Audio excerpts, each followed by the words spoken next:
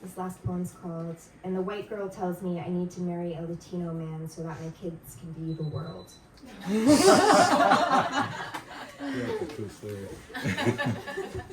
If there was a time when no one had yet convinced me that I am more suitcase than body, I do not remember it.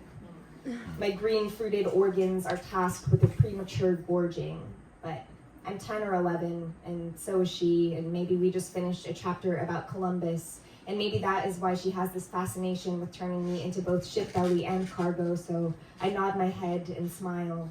Through baby teeth, my baby limbs apply herself onto a papier-mâché globe. I'm from 3 continents and settled on a 4th that whispers in my ear that Antarctica is uninhabitable, that indigenous Australians do not exist, and so all of the landmass south of America becomes the final acquisition to be made. My slumbering womb, a feasting palm.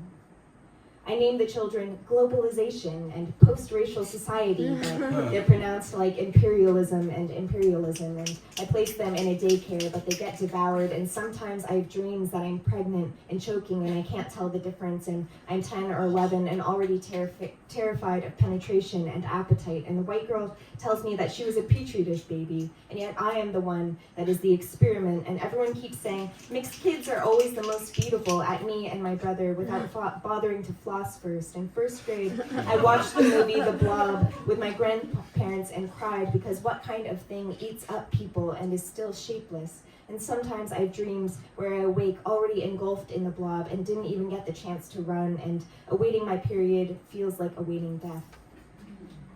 If I don't have kids, do I stop being beautiful? 10 or 11-year-old me hopes she might be sterile, like a mule. I don't want to be beautiful. I want to be swallowed by an ocean I can call my own.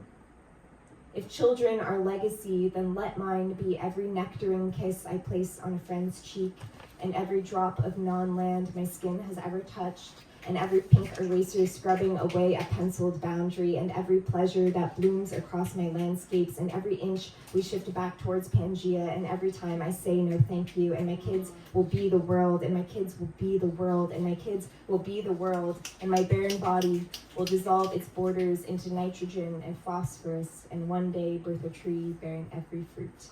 Thank you.